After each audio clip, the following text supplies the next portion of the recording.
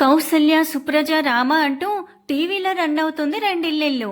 ఆ రెండిళ్ళెల్లో ఆడవాళ్ళకి సుమారు 40కి పైగా వయసు ఉంటుంది. పొద్దున్నే లేచి వాకిలి తుడిచి ముగ్గు పెడుతున్నారు. ఆ రెండింటికి మధ్య ఒక ఇల్లు. ఆ ఇల్లు మాత్రం ఈ రెండింటికి భిన్నంగా ఉంది. ఇద్దరూ ఒకేసారి చీపిర్లు పట్టుకొని లోనికి వెళ్తూ పలకరింపుగా ఒక నవ్వు నవ్వారు. అందులో ఒక ఆవిడ తమ రెండిళ్ల మధ్య ఉన్న ఇంటిని కళ్ళతోనే చూపించింది ఇంకొక ఆవిడకి. హా, ఇదేమైనా కొత్త వదినా? రోజు చూస్తుందేగా, ఒక వాకిలి ఊడ్చడం లేదు, ముగ్గు పెట్టడం లేదు, పూజ లేదు, పునస్కారం లేదు. కలికాలం అంటే ఇదే కాబోలొదినా అంది అందులో ఒక ఆవిడ ఇంకొక ఆవిడతో. హా, అంతే వదినా. నిన్న ఇంట్లో పంచదార నిండుకుంటే అరువడుగుదామని వెళ్ళాను. మొగుడి చేత అంట్లు తోమిస్తుంది అంటూ నోరు నొక్కుంది ఆవిడ. అయ్యో, ఇదేం చోద్యం వదినా? మీ అన్నయ్యకి నేను అన్ని కాళ్ళ దగ్గరికి అందిస్తాను. ఆయనకు చెప్పకుండా గడప దాటి కాలు కూడా పెట్టను. అయినా నాకు ఆ అబ్బాయిని చూస్తే జాలేస్తుంది వదినా. అమ్మా నాన్న ఉంటే ఇలా జరుగుతుందా చెప్పు? హా వదినా, నిన్న రాత్రి ఆ అమ్మాయి ఇంటికి ఎన్నింటికి వచ్చిందో తెలుసా? సుమారు 12 అయింది. ఆవిడ గారు టింగు టింగుమని వచ్చేసరికి అబ్బాయి ఏమో ఈవిడ కోసం అన్నీ వండి ఉంచాలి. అయినా అంత అర్ధరాత్రి వరకు ఏం వెలగబెడుతుందంటా వదినా? ఏమో బాబు, నాకైతే తెలియదు. అయినా పోలీస్ అయ్యుండి కూడా ఆ అమ్మాయి దగ్గర కుక్కలా పడుంటున్నాడు. ఆ అబ్బాయికి మాత్రం ఆత్మాభిమానం ఉండొద్దు? ఇలాంటి వాళ్ళ గురించి ఎంత తక్కువ మాట్లాడితే అంత మంచిది అనుకొని ఇద్దరు ఇళ్లల్లోకి వెళ్ళిపోయారు. ఇంకా వాళ్ళంతగా మాట్లాడుకుంటున్న ఇంటికి వెళ్దాం. సోను, లే, ఇదిగో కాఫీ అంటూ తన భార్యని తట్టి లేపుతున్నాడు ఋషి. సోను కళ్ళు నులుముకుంటూ లేచి గుడ్ మార్నింగ్ బేబీ అని ఋషి మెడ చుట్టూ తన చేతులు చుట్టేసింది. గుడ్ మార్నింగ్ రా, ఇదిగో కాఫీ. థ్యాంక్ యూ ఋషి అని ఆ కప్ తీసుకొని వాళ్ళ బాల్కనీలోకి వెళ్ళి కూర్చున్నారు.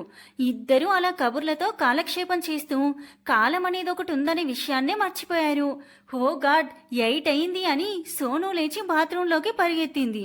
సోను హడావిడి చూసి నవ్వుకొని తనకి ఆఫీస్కి టైం అవుతుండడంతో ఋషి కూడా కామన్ బాత్రూంలోకి వెళ్ళాడు. కాసేపటికి Sonu long kurta with jeans, మెడలో చుట్టుకున్న స్కార్ఫ్తో బయటికొచ్చింది. ఋషి కూడా పోలీస్ యూనిఫామ్ భుజం మీద 3 నక్షత్రాలతో రెడీ అయి వచ్చాడు. ఇద్దరూ ఒకేసారి కిచెన్లోకి దూరారు. ఒకరు కూరగాయలు తరుగుతుంటే ఇంకొకరు ఇంకో పని. అలా ఇద్దరు తామిద్దరికి లంచ్ రెడీ చేసుకుని బాక్స్లో సర్దుకున్నారు. ఇద్దరు చక్కగా చిలక గోరింకల్లా ఒకరికొకరు బ్రేక్ఫాస్ట్ తినిపించుకొని ఎవరి దారిలో వాళ్ళు వెళ్ళిపోయారు. స్టార్లైట్ సూపర్ స్పెషాలిటీ హాస్పిటల్ పెద్ద పెద్ద అక్షరాలతో ఒక హాస్పిటల్ దర్శనమిచ్చింది. ఒక చిన్న కానీ పెద్ద కానీ టౌన్. ఆ ఊరిలో ఉన్న ఒకే ఒక సూపర్ స్పెషాలిటీ హాస్పిటల్ అది. వేరే ఏదైనా హాస్పిటల్కి వెళ్తే ఎంఆర్ఐ స్కానింగ్కి ఒక చోటికి, ఎక్స్రేకి ఒక చోటికి, ఇలా ఊరంతా తిరగాలి. అదే ఇక్కడైతే అన్ని సౌకర్యాలు ఉంటాయని అందరూ ఇక్కడికి వస్తుంటారు. ఆ ఊర్లో ఉండే వాళ్లే కాదు, పక్కపక్కనే ఉన్న చిన్న చిన్న పల్లెటూరి వాళ్ళు కూడా ఇక్కడికి వస్తూ ఉండడంతో ఆ హాస్పిటల్ ఎప్పుడు రద్దీగా ఉంటుంది. సోను తన కార్ పార్క్ చేసుకొని తన రూమ్కి అలా వచ్చి కూర్చుందో లేదో, మేడం ఓపీ పేషెంట్స్ ఉన్నారు రమ్మంటారా అంటూ వచ్చింది జూనియర్ డాక్టర్ శ్వేత. ఉష్ అని నిట్టూర్పు విడిచి పంపించు అంది సోను. కాసేపటికి ఒక మధ్య వయసు గల ఇద్దరు వచ్చారు. బహుశా భార్యాభర్తలు అయి ఉంటారు. అతను గల్లలుంగి కట్టుకొని ఉన్నాడు. చూస్తేనే పక్కనున్న పల్లెటూరతనని అర్థమవుతుంది. రండి కూర్చోండి అని వాళ్ళని కూర్చోమని చెప్పింది. నమస్తే అమ్మా అన్నాడు అతను. మాట యాస అర్థమవుతుంది పల్లెటూరివాడు అని. హా చెప్పండి, ప్రాబ్లం ఏంటో అని ఆవిడని చూసి అడిగింది సోను. ఆమె కొంచెం భయం భయంగా తన భర్త వైపు చూసింది. మీరు చెప్పండి అన్నట్టు. అమ్మా, ఇది నా పిల్లం నీళ్ళొసుకుంది అని తెలిసింది. మీ ఆసుపత్రిలో ఏదో చేసి లోపల పిల్ల ఆడపిల్ల మగపిల్లాడో చెప్తారంట కదమ్మా. ఇప్పుడు మీరు దీని కడుపులో ఉన్నది ఆడపిల్లో మగపిల్లాడో చెప్పండి. ఆడపిల్ల అయితే కడుపు తీసేయండి అన్నాడు ఆ వ్యక్తి. చా, రోజులు మారుతున్నాయి. అయినా ఈ మనుషులేంటో అని మనసులో అనుకొని, అమ్మా నీకు ఈ కడుపు తీయించుకోవడం ఇష్టమేనా అని అడిగింది సోను. మా ఆయనే ఏది చెప్తే అదే చేయి డాక్టర్ అమ్మా అంది ఆమె. అయినా దానికేం తెలుసమ్మా, మొగుణ్ణి నేను చెప్పినట్టు అది వినాలి అన్నాడు ఆ వ్యక్తి. ఏయ్ నోర్ముయ్, ఈ విషయం పోలీసులకు తెలిసిందో నిన్ను బొక్కలో వేసి కుమ్ముతారు అంది సోను ఆ వ్యక్తిని ఉద్దేశించి. నువ్వు చూడు ఇటు, మనం 21వ శతాబ్దంలో ఉన్నాం. ఇంకా నా భర్త మాటే వేదం, అతను ఏం చెప్తే అదే చేస్తాను అంటే కుదరదు ఇక్కడ. నీకు నిజంగా ఈ బిడ్డని నీ కడుపులో మోయాలి అంటే మొయ్యి, లేదంటే అబార్షన్ చేయించుకో నీకు ఇబ్బంది ఉంటే. అంతేకాని మా ఆయన చెప్పాడు, మా అత్త తిట్టింది, మా మామ కొట్టాడు అని సిల్లీ రీజన్స్ తో నీ బిడ్డని చంపుకోకు. వీడు నిన్నేమైనా అంటే నువ్వు వీడి దగ్గరే బ్రతకాల్సిన పని లేదు. ఇదిగో చూడు, ఇది ఒంటరి మహిళలు ఇలాంటి వెధవల వల్ల తమ జీవితాన్ని కోల్పోయిన ఎంతో మంది ఆడవాళ్ల కోసం ఈ ఆశ్రమం కట్టారు. ఈ ఊర్లోనే ఉంది. నీలాంటి వాళ్ళకి స్వయం ఉపాధి కల్పిస్తారు. వీడిని వదిలేసి అక్కడ నీకు పుట్టబోయే బిడ్డతో సుఖంగా ఉండొచ్చు అని తన చేతిలో ఒక కార్డు పెట్టింది సోను. ఆమెకి అన్నీ అర్థమైనట్టున్నాయి. ఈసారి పక్క చూపులు చూడకుండా సోను వైపు చూసి సరే అన్నట్టు తలూపింది. గుడ్, మెడిసిన్స్ రాసిస్తున్నాను అని ప్రిస్క్రిప్షన్ ఆమె చేతిలో పెట్టింది సోను. ఆమె అది తీసుకొని తన భర్త వైపు కనీసం చూడకుండా ముందుకు వెళ్ళింది. భార్య వెళ్ళిపోతుంది అని భయపడ్డాడేమో, అతను కూడా ఆమె వెనక పరుగు తీశాడు. ఈవినింగ్ కాలనీ అంతా చాలా సైలెంట్ గా ఉంది. అందరూ తలుపులు మూసేసి లోపల టీవీ సీరియల్స్ కి అతుక్కుపోయారంతా. ఇంకా మన సోను ఋషి ఇల్లు కూడా ఒక లుక్ ఇద్దాం. వీళ్ళెప్పుడు రొటీన్ కి భిన్నం. సోను అయితే బాల్కనీలో కూర్చొని ఉంది. ఋషి ఆమ్లెట్ వేసి విస్కీ బాటిల్ తీసుకొచ్చి కూర్చుంటూ, సోను నేను చాలా లక్కీ తెలుసా, ఎందుకో అన్నట్టు చూసింది సోను. పెళ్ళాంతో కలిసి మందు కొట్టే ఛాన్స్ ఎవరికి ఉంటుంది సోను అన్నాడు ఋషి. సోను చిన్నగా నవ్వి, నేను నీకంటే లక్కీ, నన్ను ఇంతలా అర్థం చేసుకునే భర్త దొరికినందుకు. ఐ లవ్ యూ బేబీ అని ఋషి దగ్గరికి జరిగి బుగ్గ మీద ముద్దు పెట్టింది. బేబీ నాకో డౌట్, నువ్వు అప్పగింతలప్పుడు ఎందుకు ఏడవలేదు? నిన్ను మన పెళ్ళైనప్పటి నుంచి అడుగుదాం అనుకుంటున్నా కానీ నిన్ను చూసేసరికి మొత్తం మర్చిపోతాను అన్నాడు సిగ్గుపడుతూ. ఓ బేబీ సిగ్గుపడుతున్నావా నువ్వు? You are so cute baby అని ఋషిని తలని తన గుండెలపై పెట్టుకుంది. థ్యాంక్ యూ బేబీ, నాకు ఈ ప్లేస్ చాలా నచ్చింది, ఇలాగే ఉంటాను కాసేపు. కానీ నువ్వు నా క్వశ్చన్కి ఆన్సర్ చెప్పలేదు అన్నాడు ఋషి సోను ఎదపై పడుకొని. బేబీ కొంచెం కామన్ సెన్స్తో ఆలోచించు. నేను మన పెళ్ళి అవ్వకముందే 5 ఏళ్ల పాటు ఊరికి దూరంగా ఉండి హాస్టల్లో చదువుకున్నాను. ఆ తర్వాత కూడా మా అమ్మ నాన్నకి దూరంగానే ఉన్నాను. అండ్ పెళ్ళయ్యాక కూడా నేను దూరంగానే ఉంటాను. ఇందులో పెద్ద తేడా ఏముంది చెప్పు? ఇంకా నువ్వు నా బుజ్జి బేబీవి కదా, నన్ను బాగా చూసుకుంటావు కదా అని ఋషి నుదుటిపై ముద్దు పెట్టింది సోను. బేబీ నువ్వు నా సూపర్ బేబీవి అన్నాడు ఋషి కూడా. ఈ రోజు నా దగ్గర ఒక కేసు వచ్చింది తెలుసా? ఇద్దరు వచ్చారు, వైఫ్ అండ్ హస్బెండ్ అంటూ పొద్దున జరిగింది చెప్పింది Sonu. You are great Sonu అని ఇంకో ముద్దు పెట్టాడు ఋషి. ఋషి మనకు ఆడపిల్ల అయితే నువ్వు తనని ఎలా ట్రీట్ చేస్తావు అని అడిగింది సోను. నేను ఎలా ట్రీట్ చేస్తానో తెలుసా?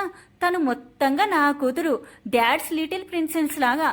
మన మహిని విరాట్ చూస్తాడు చూడు, అలా అన్నాడు ఋషి. అయితే నేను స్వప్నలాగా చనిపోయినా నువ్వు మన బేబీని బాగా చూసుకుంటావని నాకు నమ్మకం వచ్చేసింది బేబీ అంది సోను. సోను కలలో కూడా అలా మాట్లాడొద్దు. అసలు నీ తర్వాతే నాకు ఆ బేబీ కూడా.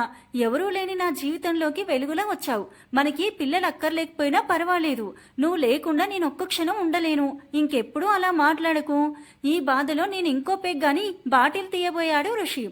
ఋషి డైలీ 2 పెగ్స్ అని చెప్పానా అని బాటిల్ పక్కన పెట్టి ఋషి ముఖాన్ని తన చేతిలోకి తీసుకొని, నువ్వు నా గోల్డ్ ప్లాటినం అంటూ ఋషి పెదాలని తన పెదాలతో ముడివేసింది సోను. ఇద్దరూ వాళ్ళ క్యాలెండర్లో ఇంకో మధురమైన రోజు వేసుకున్నారు. మేడం ఓపీ అయిపోయాయి, రౌండ్స్కి వెళ్ళాలి అంది జూనియర్ డాక్టర్. ఒక 15 మినిట్స్లో వస్తాను, అప్పటి వరకు ఎవ్వరూ లోపలికి రావద్దు అని చెప్పింది సోను. ఓకే మేడం అని ఆమె బయటికి వెళ్ళి డోర్ దగ్గరికి వేసింది. ఇలా ఖాళీగా ఉన్నప్పుడు తన కళ్ళ ముందు కదిలే రూపం ఋషిని. అలా ఋషి తలుపు రాగానే మొహం మీద ఒక నవ్వు ఏర్పడింది. ఋషి బేబీ నిన్ను చూడాలని ఉంది అనుకుంది మనసులో. ఇంతలో జూనియర్ డాక్టర్ డోర్ తన్నుకు వచ్చి, madam emergency case, chief doctor త్వరగా రమ్మంటున్నారు అని చెప్పేసరికి స్టెథోస్కోప్ మెడలో వేసుకొని బయటికి వచ్చింది సోను. అలా బయటికి రాగానే కళ్ళ ముందు ఋషి పోలీస్ డ్రెస్ లో కనిపించాడు. ఋషిని చూసి షాక్ అయి ఆ తర్వాత ఇది కలేమో అనుకుంది సోను. ఋషి పక్కనే చీఫ్ డాక్టర్ ఇంకా 2 కానిస్టేబుల్స్ ఉన్నారు. అందులో ఒక లేడీ కానిస్టేబుల్. ఏదైనా చాలా అర్జెంట్ కేసేమో అని అక్కడికి వెళ్ళింది Sonu. Missus Sonakshi please check this case అని బెడ్ మీద నిర్జీవంగా పడి ఉన్న ఒక అమ్మాయిని చూపించి చీఫ్ డాక్టర్ అక్కడి నుంచి వెళ్ళిపోయాడు. ఏంటి ఋషి, ఏమైంది అని అడిగింది సోను. రోడ్ పక్కన పడుంది సోను, ఐ థింక్ షీ మేరే అని ఋషి చెప్తుంటే వద్దు అన్నట్టు చేయి చూపించి ఆమెని ఐసీయూలోకి తీసుకెళ్ళింది. కాసేపటికి బయటికొచ్చింది. సిస్టర్, తనని రూమ్కి షిఫ్ట్ చేయండి, ఫ్రీక్వెంట్గా బీపీ చెక్ చేయండి, హార్ట్ బీట్ కూడా చెక్ చేయండి అని ఋషి వైపు చూసి, she is all right, but మన అనుమానం నిజమైంది. తనని రేప్ చేశారు. వాళ్ళ అమ్మాయిని ఎంత బాధ పెట్టారంటే అంతకన్నా ఆ అమ్మాయి చనిపోవడమే సరి అని ఆ అమ్మాయికి అనిపించేలా ఇంకా అంతకన్నా ఎక్కువ మాట్లాడలేకపోయింది సోను. ఇప్పుడు తన దగ్గర నుండి కంప్లైంట్ తీసుకోవచ్చా అన్నాడు ఋషి. నో, తనకి ఇంకో హాఫ్ అన్ అవర్లో స్పృహ వస్తుంది, అప్పటి వరకు వెయిట్ చేయండి అని తన రూమ్లోకి వెళ్ళిపోయింది. ఒక అరగంట తర్వాత ఆమెకి స్పృహ వచ్చింది. ఋషి, సోను ఇంకా ఆ లేడీ కానిస్టేబుల్ లోపలికి వెళ్లారు. ఆ అమ్మాయి కళ్ళు తెరిచి అమ్మా నొప్పి అని అరిచిన అరుపుకి హాస్పిటల్ గోడలు దద్దరిల్లాయి. నిండా 20 ఏళ్లు కూడా నిండని అమ్మాయి తను. ఒళ్ళంతా పచ్చి పుండులా ఉంది. ఒంటి మీద ఆ పంటిగాట్లు చూస్తుంటే త్రేతాయుగంలో ద్వాపర యుగంలో రాక్షస జాతి అంతా ఈ కలియుగంలో మనుషులలాగా తిరుగుతున్నారా అనిపిస్తుంది. ఆ లేడీ కానిస్టేబుల్ ముందుకొచ్చింది. అమ్మా, ఎలా జరిగింది ఇది అని అడిగింది. నా పేరు గౌరీ, నేను బ్యూటీ పార్లర్లో నిన్న పని ముగించుకొని ఇంటికి వస్తుంటే దారిలో ఎవరో నా తల మీద బలంగా కొట్టారు. దానితో నేను స్ప్రో కోల్పోయాను. ఆ తర్వాత ఏం జరిగిందో నాకు తెలియదు అంటూ ఒంట్లో శక్తి కూడగట్టుకొని చెప్పింది గౌరీ. అసలు నువ్వు వాళ్ళని గుర్తుపడతావా? ఏమైనా గుర్తులు? వాళ్ళు నిన్ను ఎక్కడికి తీసుకువెళ్లారు అదైనా అని మళ్ళీ అడిగింది.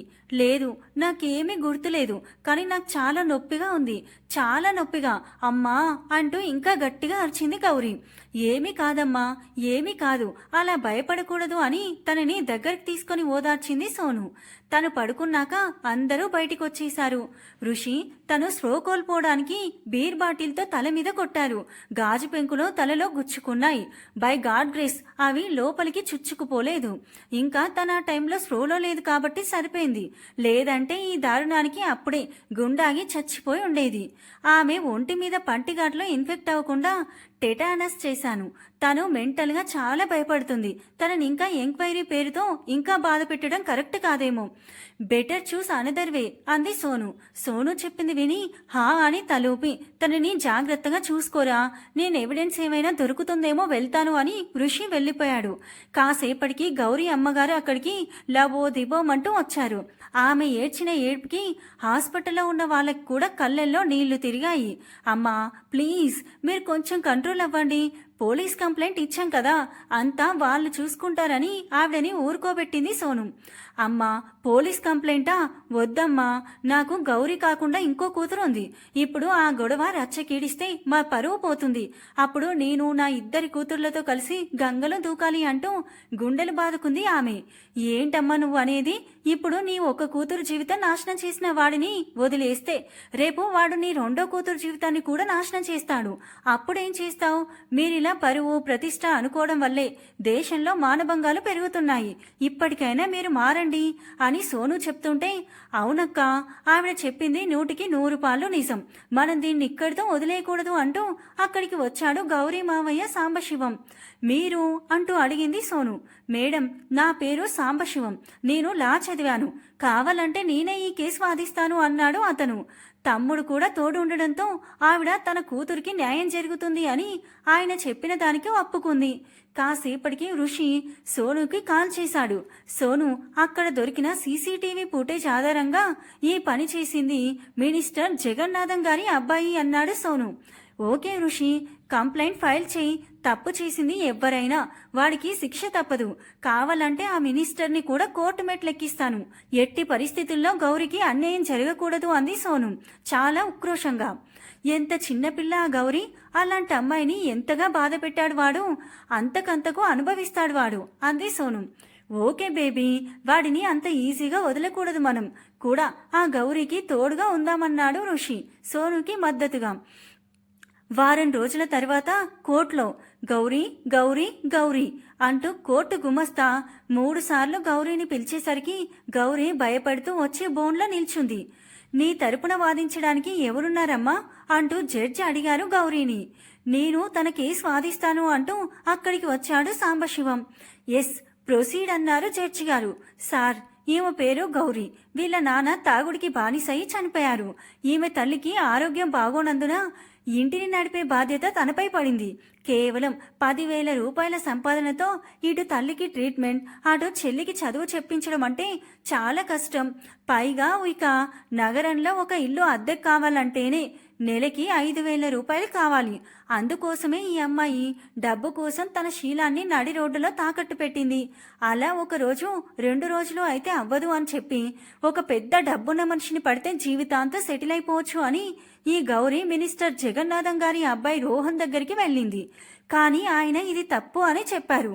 తన ప్లాన్ వర్కౌట్ కాలేదు అని కోపంతో రోహన్ని తలపై కొట్టడానికి ప్రయత్నించింది. ఆయన ఆత్మరక్షణ కోసం గౌరవ్ నుండి తప్పించుకోవడానికి గౌరీ తల మీద కొట్టి పక్కకు నెట్టేశారు. అప్పుడు గౌరీ స్లో కోల్పోవడంతో ఆయన గౌరీకి ఏమైద్దో అన్న భయంతో అక్కడి నుండి పారిపోయారు. కాబట్టి ఇందులో రోహన్ తప్పేమీ లేదు, అంతా నా క్లయింట్ తప్పే ఉంది అని నేను చెప్తున్నాను అన్నాడు సాంబశివం. వాట్ సార్, అతనంతా అబద్ధం చెప్తున్నాడు. మరి తల మీద కొడితే ఒంటి మీద గాయాల సంగతేంటి అని అడగండి అంటూ అరిచింది సోను. సోనాక్షి, మీరు కోర్టులో ఉన్నారు, ప్లీజ్ బీ సైలెంట్ అని మిస్టర్ సాంబశివం మరి ఒంటి మీద గాయాల సంగతి ఏంటి అని అడిగారు జడ్జి. సార్, అవి రోహన్ నా క్లయింట్ని పక్కకి తోసేసినప్పుడు పక్కనే ఉన్న ముళ్ళ పొదల్లో పడడం వల్ల తగిలిన గాయాలవి. దానికి సంబంధించిన కన్సర్న్ డాక్టర్ రిపోర్ట్ అంటూ జడ్జి గారికి అందించాడు సాంబశివం. సార్, అంతా అబద్ధం సార్, కావాలంటే గౌరీ వాళ్ళ అమ్మగారిని అడగండి సార్ అంటూ అరిచింది సోను. సోనాక్షి, మీరిలా న్యూసెన్స్ క్రియేట్ చేయడం ఏం బాగలేదు. ఇంకోసారి ఇలా చేస్తే మిమ్మల్ని కోర్టులోకి అలో చేయం అని గౌరీ వాళ్ళ అమ్మగారిని పిలవండి అన్నారు జడ్జ్. అమ్మా, మీరు చెప్పండి అసలు ఏం జరిగిందో అన్నారు జడ్జి గారు. సార్, గౌరీ నా కూతురే. దానికి చిన్నప్పటి నుంచి డబ్బు మీద వ్యామోహం సార్. ఆ డబ్బు సంపాదన కోసమే ఇలాంటి పక్కదారులు పట్టింది.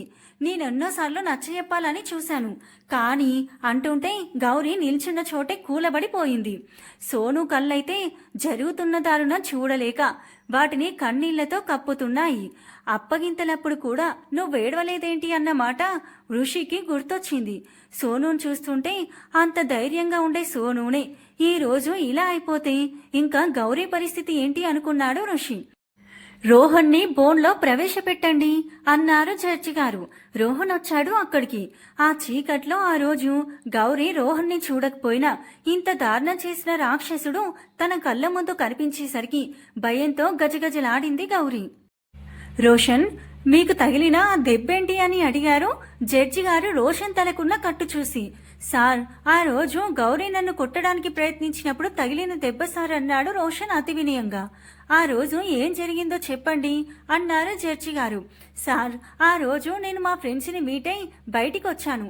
ఇంచుమించు టైం 11-12 అవుతుంది సార్. అప్పుడు ఈ అమ్మాయి నా దగ్గరికి వచ్చి మీరు చాలా బాగున్నారు అంది. నేను ఒక నవ్వు నవ్వి థ్యాంక్స్ అన్నాను. ఆ తర్వాత తను నన్ను తాకడం, మీద చేయి వేయడం చేసింది. నేను ముందు మామూలుగానే చెప్పి చూశాను, అయినా నా మాట వినలేదు. ఇంకా నాకు విసుగొచ్చి గట్టిగా అరిచాను. ఆ కోపంతో తను నా మీద ఇలా అంటూ ఆ దెబ్బ చూపించాడు రోహన్.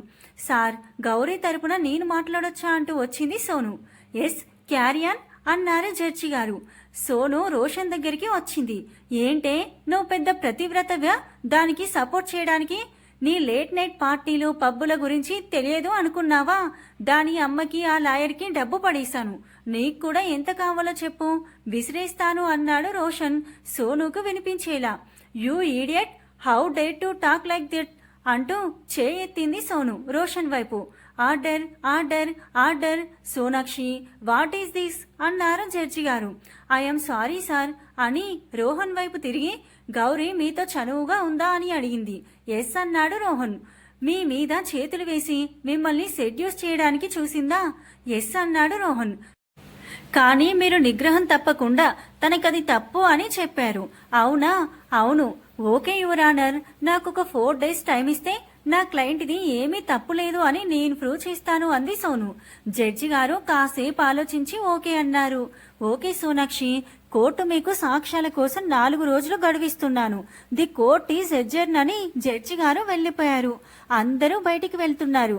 రోహన్ సోను వైపు చూస్తూ తలపై ఉన్న దెబ్బ మీద చేయి పెట్టుకుని నిన్నూరికే వదలను అని వెనుకున్న గౌరీని చూసి యూ డిజర్వ్ దిస్ అని వాళ్ళ ముందే కార్లో వెళ్ళిపోయాడు. అందరూ వెళ్ళాక కోర్టు ప్రాంగణం అంతా ఖాళీ అయిపోయింది. కేవలం సోను, ఋషి, గౌరీ వాళ్ళమ్మ, మావయ్య మాత్రమే ఉన్నారు. గౌరీ అంటూ గౌరీ వాళ్ళమ్మ గౌరీ దగ్గరికి రాబోయింది. వద్దమ్మా, నా దగ్గరికి రావద్దు అంది గౌరీ కోపంగా. అమ్మా గౌరీ, అది కాదు, మీ అమ్మ ఎలాంటి పరిస్థితుల్లో ఇలా చేయాల్సి వచ్చింది అంటే అని సాంబశివం చెప్పబోయాడు. వద్దు మావయ్య, చూస్తేనే అర్థమవుతుంది కదా, వాడు మీకు డబ్బిచ్చి ఉంటాడు. చివరికి ఆ డబ్బు కోసం కన్న కూతురే మంచిది కాదు అని చెప్పారు. చాలమ్మా, ఇన్నాళ్ళు నీ కోసం చెల్లి కోసం కష్టపడినందుకు మంచి బహుమతి ఇచ్చారు అని సోను వైపు చూసి, అక్క కొన్ని రోజులు నేను మీతో ఉండొచ్చా అని అడిగింది. గౌరీ, నువ్వు కొన్ని రోజులు కాదు, ఎన్ని రోజులైనా నాతో ఉండొచ్చు, కానీ మీ అమ్మ వాళ్ళ దగ్గర డబ్బు కోసం ఇలా చెప్పలేదు. వాళ్ళకి వ్యతిరేకంగా మాట్లాడితే మీ చెల్లెల జీవితం కూడా పాడు చేస్తానని బెదిరిస్తే మీ అమ్మ వాడికి భయపడి ఇలా చెప్పింది అంది సోను. కానీ మీకు ఈ విషయం ఎలా తెలుసు మేడం అన్నాడు సాంబశివం. ఆ దరిద్రుడు 2 రోజుల క్రితం నా దగ్గరికి వచ్చాడు. మిమ్మల్ని కలవడానికి ముందే నాకు డబ్బు ఆఫర్ చేశాడు, బెదిరించాడు, బ్లాక్మెయిల్ కూడా చేశాడు. నేను లొంగలేదు. ఆ తర్వాత మీ దగ్గరికి వచ్చాడు. ఆ దెబ్బ కూడా నేను వాడిని కొట్టడం వల్లే తగిలింది అని చెప్పింది సోను. గౌరీ, ఇప్పటికైనా తెలిసింది కదా నేను ఎందుకు అలా చెప్పాను, మాతో రామ్మా అంది గౌరీ వాళ్ళ అమ్మ. వద్దమ్మా, గౌరీని నాతోనే ఉండనివ్వు, మీ దగ్గర అంత సేఫ్ కాదు అని గౌరీని తీసుకుని సోను వెనక్కి తిరిగేసరికి జడ్జి గారు అక్కడే ఉండి అంతా విన్నారు. సార్, మీరే విన్నారు కదా ఏం జరిగిందో, నిజమేంటో తెలిసింది కదా, వాడి మీద యాక్షన్ తీసుకోండి అంది సోను. జడ్జి గారు చిన్నగా నవ్వారు. అమ్మా సోనాక్షి, నిజం నీకు నాకు తెలిస్తే చాలదు, న్యాయదేవతకు తెలియాలి, అప్పుడే వాడి మీద యాక్షన్ తీసుకోగలం అన్నారు. ఆవిడక్కడ కళ్ళు మూసుకొని ఉంది కదా సార్, ఆవిడకి ఎలా తెలుస్తుంది అంది సోను ఉక్రోషంగా. సోను, చట్టపరంగా అది కరెక్ట్ కాదు, కావాలంటే కోర్టు తరపున టైం ఇస్తాను, ఈలోగా ఏదైనా చేయి అన్నారు జడ్జి గారు. మన దేశంలో న్యాయాన్ని కాపాడాల్సిన చట్టాలు ఈరోజు అన్యాయానికి తొత్తులుగా మారాయి అని సోను మనసులో అనుకుంది. సోను ఇంటికి వెళ్లేసరికి ఇంటి ముందు రిపోర్టర్స్, మేడం మీరు ఈ అమ్మాయితో కలిసి వ్యభిచారం చేస్తున్నారంట, దీనికి మీ హస్బెండ్ సపోర్ట్ కూడా ఉందంట, ఇలాంటి చాలా క్వశ్చన్స్ సోను చెవిదాకా వచ్చాయి. వీటిలో వేటికి సోను సమాధానం ఇవ్వలేదు. సోను ఆ రోజు రికార్డ్ అయిన సీసీటీవీ ఫుటేజ్ చూస్తూ అన్నాడు ఋషి. నా చేతిలో ఉన్న హాస్పిటల్ రికార్డ్నే మార్చేశారు, అవొక లెక్క అంది సోను. మరి ఈ 4 డేస్లో ఎవిడెన్స్ ఎలా సంపాదిస్తావు అన్నాడు ఋషి. సోను తనలో తానే నవ్వుకుంది. మీడియా వాళ్ళు బయటే ఉన్నారా అని అడిగింది. హా, ఉన్నారు అన్నాడు ఋషి. ఋషి, నేను తప్పు చేయను అనే నమ్మకం నీకుంది కదూ అని అడిగింది ఋషి కళ్ళల్లోకి చూస్తూ. సోను, ఏంట్రా ఆ ప్లాన్, ఏంటో చెప్పు అని ఋషి అంటుంటే, చెప్పు ఋషి అన్నది సోను. లేదురా, నువ్వు తప్పు చేయవు అన్న నమ్మకం నాకుంది అన్నాడు ఋషి. థ్యాంక్ యూ ఋషి అని ఋషిని హక్ చేసుకుని బయటికి వెళ్ళింది. సోనుని చూడగానే రిపోర్టర్స్ అంతా ప్రశ్నల వర్షం కురిపించారు. ప్లీజ్ కూల్ డౌన్, నేను మీతో ప్రతి క్వశ్చన్కి నేను సమాధానం ఇస్తాను. 1 నెల క్రితం గౌరీ నా దగ్గరికి వచ్చింది. తనకొచ్చేది 10,000 జీతం. ఇంట్లో అమ్మకి మందులు, చెల్లికి చదువు చెప్పించాలంటే ఆ డబ్బుతో కష్టం. ఎట్టి పరిస్థితుల్లో తన తల్లికి వైద్యం, తన చెల్లికి చదువు ఆగకూడదు అనుకుంది ఆ పిచ్చి పిల్ల. అందుకే డబ్బు సంపాదించడానికి ఈ మార్గం ఎంచుకుంది. నా దగ్గరికి వచ్చి సలహా అడిగింది. నేను తనకి ప్రికాషన్స్ చెప్పాను. అప్పటి నుంచి ఈ పని మొదలుపెట్టింది. ఒకసారి అబార్షన్ కూడా అయ్యింది, నేనే చేశాను. ఇలా రాత్రంతా ఒళ్ళు హోనం చేసుకుని కష్టపడుతున్నది. వచ్చేది రోజుకు 2,000 3,000. అవి కూడా సరిపోవట్లేదు అంటే నేనే ఒక పెద్ద బిగ్ షాట్ని పట్టుకుంటే రోజు కష్టపడాల్సిన పని లేదు అని నేనే చెప్పాను. రోహన్ గురించి కూడా నేనే చెప్పాను. ఆయన మినిస్టర్ జగన్నాథం గారి అబ్బాయి, అతనైతే తన లైఫ్ సెటిల్ అయిపోతుంది అని. దానికి గౌరీ సరే అంది. తన చెల్లి కోసం, తన తల్లి కోసం తన జీవితం పాడైనా పర్లేదు, ఏ పనైనా చేస్తానంది. సో అలా రోహన్ దగ్గరికి వెళ్ళింది. ఏ ఆడపిల్ల అయినా తనకి కావాలి అని డైరెక్ట్గా అడగదు కదా. రోహన్ ముందు ఎక్స్పోజ్ చేసింది, రోహన్ని షెడ్యూస్ చేసింది. అయినా రోహన్ తనకి లొంగలేదు. ఐ థింక్ హీ ఈజ్ గే అంది సోను. ఆ మాటకి రిపోర్టర్స్ అంతా ఫక్కున నవ్వారు. నేనేదో ఇంటెన్షన్తో రోహన్ మీద కోపంతో అనలేదు. ఒక అమ్మాయి మీద మీద పడి అడిగినా వద్దు అన్నాడంటే ఏం మీరైతే ఇలానే చేస్తారా అని అక్కడే మైక్ పట్టుకున్న కెమెరామెన్ను అడిగింది సోను. ఆ రిపోర్టర్ తల పక్కకి పట్టుకొని లేదు మేడం అంటూ సిగ్గుపడ్డాడు. ఒక అరగంట తర్వాత టీవీలో సోను చెప్పిన విషయం పదే పదే వేస్తున్నారు. అస్తమానం హీ ఈజ్ గే అన్నమాట టీవీలో హోరెత్తిపోతుంది. SMS పోల్స్ కూడా పెడుతున్నారు, ప్రకార్డ్స్ కడుతున్నారు, ఏవేవో క్యాప్షన్స్ రోహన్ ఫోటో కింద పెడుతున్నారు. ఉప్పెన టైటిల్ కింద రోహన్ ఫోటో పెట్టి ట్రోల్ చేస్తున్నారు. రోహన్ కి కోపం వచ్చి టీవీని గోడకేసి కొట్టాడు. అది ముక్కలైపోయింది. ఇంతలో రోహన్ ఉన్న ఫామ్ హౌస్ ముందు కార్ వచ్చి ఆగింది. అందులో నుంచి ఒక పెద్ద మనిషి, 60 ఏళ్లుంటాయి అతని, వెనుకే ఒక 25 ఏళ్ల ఉన్న అమ్మాయి వచ్చారు. వాళ్ళని చూడగానే మినిస్టర్ జగన్నాథంకి చాలా కంగారు వచ్చింది. బావుగారు, మీరేంటి ఇలా వచ్చారు? కబురు పెడితే నేనే వచ్చేవాణ్ణి కదా అంటూ నక్క వినయాలు చూపించాడు. లేదు బావగారు, చూస్తున్నారు కదా వార్తల్లో మీ అబ్బాయి గురించి ఎలా చూపిస్తున్నారో, అందుకే మీ సంబంధం మాకింక వద్దు అని చెప్పడానికి వచ్చాను అన్నాడు అతను. జగన్నాథం బాధగా వెనుకున్న అమ్మాయి వైపు చూశాడు. జగన్నాథం బాధార్థమైన అమ్మాయి, నానా ఈ ప్రాబ్లం నాది, నేను రోహన్ మాట్లాడుకొని దీనికి సొల్యూషన్ వెతుకుతాం, మీరు వెళ్ళండి అని నిర్మోహమాటంగా చెప్పింది. అది కాదు అమృత అని అంటుంటే మీరు వెళ్ళండి, నేను రోహన్తో కలిసి వస్తాను అని చెప్పి అతన్ని పంపించేసింది. వాళ్ళు వెళ్ళాక అమృత జగన్నాథన్ని కూడా పంపించేసి రోహన్ రూమ్కి వెళ్ళింది. అమృతని చూడగానే రోహన్కి ఇంకా పిచ్చి పట్టినట్టు అయిపోయింది. నువ్వు ఆ చెత్త నమ్ముతున్నావా అన్నాడు రోహన్. నువ్వు చెప్పిందే కదా అది అంతా అంది అమృత కూల్గా. వాట్, ఏంటి నేను చెప్పింది నీకు తెలియదా నా గురించి? పోనీ ఇప్పుడు చూపించనా నీకు అన్నాడు రోహన్. ఆహా, ఆ అమ్మాయి చేత చెప్పించు, అప్పుడు నమ్ముతా అంది అమృత గోర్లు చూసుకుంటూ. రోహన్ కోపంగా తన ఫోన్ తీసి సోనుకి ఫోన్ చేశాడు. హలో, హే, నేను గౌరీకి ఫోన్ ఇవ్వు అన్నాడు. నేను అంటే ఎవరు నువ్వు? గౌరీ నీకేమవుతుంది అంది సోను. డ్రామా చేయకు, నేను రోహన్ని, గౌరీకి ఫోన్ ఇవ్వు అనేసరికి సోను నవ్వుకుంటూ ఫోన్ గౌరీకిచ్చింది. హలో, హే, ఆ రోజు నేనే కదా నిన్ను రేప్ చేసింది అన్నాడు రోహన్. కాదు అని నువ్వే కదా చెప్పావు అంది గౌరీ.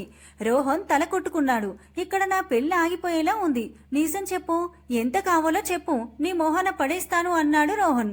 ఆ రోజు నాకది జరిగినప్పుడు స్పృహే లేదు, నువ్వే అన్న గ్యారెంటీ ఏంటి అంది గౌరీ. రోహన్ పగలగొట్టిన వస్తువులలో ఆ ఫోన్ కూడా చేర్చేశాడు. అమృత, ఆ అమ్మాయికి కూడా తెలియదు నేనే రేప్ చేశాను అని. ఆ అమ్మాయి అప్పుడు స్పృహలో లేదు, కానీ ఆ అమ్మాయిని రేప్ చేసింది నేనే అన్నాడు రోహన్. ఏంటి అంది అమృత. అవును, ఆ రోజు ఫ్రెండ్స్తో పార్టీ ఫినిష్ చేసి బయటికి వచ్చేసరికి ఆ అమ్మాయి రోడ్డు మీద ఒంటరిగా కనిపించింది. ఆ అమ్మాయిని వెనుక నుంచి తలపై బలంగా కొట్టాను. దాంతో ఆ అమ్మాయి స్పృహ తప్పి పడిపోయింది. అప్పుడే నేనే ఒక మృగంలా ఆ అమ్మాయిని రేప్ చేశాను. చాలా అన్నాడు అమృత మీద అరుస్తూ. ఇది చాలు అంటూ అక్కడికి పోలీసులు వచ్చారు. ఊహించని ఈ పరిణామానికి షాక్ అయ్యాడు రోషన్. వాళ్ల ముందు అమృత చేతులు కట్టుకుని నిల్చుంది. వాళ్ల మధ్య నుంచి అక్కడికి వచ్చింది సోను. అమృత వైపు చూసి థ్యాంక్స్ అని చెప్పింది. లేదు సోను, నువ్వు చేసిన దానికన్నా నేను చేసింది ఏమీ ఎక్కువ కాదు అని ఇన్స్పెక్టర్ ఎవిడెన్స్ దొరికింది కదా, తానే ఒప్పుకున్నాడు. టేక్ హిమ్ టు కస్టడీ అంది అమృత. ఓహో, నువ్వు కూడా దీంతో కలిసి ప్లాన్ చేసి ఇరికించావా? ఏమవుతుంది అది నీకు అన్నాడు రోహన్. నాలాంటి ఒక ఆడది అంది అమృత. సోను రోహన్ వైపు చూసింది. పోలీసులు తనని తీసుకెళ్తుంటే యూ డిజర్వ్ దిస్ అని అంది. రోహన్ జైలుకు వెళ్ళాక జరిగిన దాంట్లో గౌరీ తప్పేమీ లేదు అని టీవీ ఛానల్స్ లో చెప్తున్నారు. థ్యాంక్స్ అక్క అని గౌరీ సోను కాళ్లపై పడబోయింది. కానీ సోను వారించి గౌరీని తన గుండెలకు హత్తుకుంది. ఋషి సోనును చూసి సెల్యూట్ చేశాడు. లేదు ఋషి, నీ అండ లేకపోతే నేను ఇది చేయలేను అని ఋషిని హత్తుకుంది సోను. ఒక వారం తర్వాత నిర్భయ చట్టం ప్రకారం రోహన్ కి ఉరిశిక్ష అమలు పరుస్తున్న ప్రభుత్వం అని టీవీలో న్యూస్. బేబీ, ఈ శుభ సందర్భంలో అంటూ విస్కీ బాటిల్ పైకెత్తి చూపించాడు ఋషి. సోను అవి తీసుకొని బాల్కనీ నుంచి కింద పడేసింది. సోను, ఏంటిది మొహం బేలగా పెట్టుకొని అన్నాడు. ఋషి చేయి తీసి పొట్ట మీద పెట్టుకుంది సోను. బేబీ, నిజమా అంటూ సోనుని హత్తుకున్నాడు. బేబీ, మనం మన బేబీ కోసం ఒక పని చేయాలి అంది సోను. ఏంటి బేబీ అన్నాడు ఋషి సోను కౌగిలి ఎంజాయ్ చేస్తూ. మన బేబీ కోసం ఈ బ్యాడ్ హ్యాబిట్స్ మానేద్దాం అంది సోను. బేబీ అన్నాడు ఋషి. నేను చెప్పిన మాట నువ్వు వినవా అంది. హా వింటాను అని తల ఊపాడు ఋషి. ఎంత మంచి పిల్ల వదినా. సోను ఒక ఆడపిల్ల జీవితం కోసం నేనే తప్పు చేశాను అని చెప్పింది. ఇన్నాళ్ళు మనం తన గురించి చాలా తప్పుగా అనుకున్నాం వదినా. అవును వదినా, నిజమే. ఏవండి, కొంచెం ఆ సింక్లో సామాన్లు తోమేయండి అని తన భర్తకి ఆర్డర్ ఇస్తున్నారు మన స్టోరీ మొదట్లో వచ్చిన ఇద్దరు ఆంటీలు. సమాప్తం.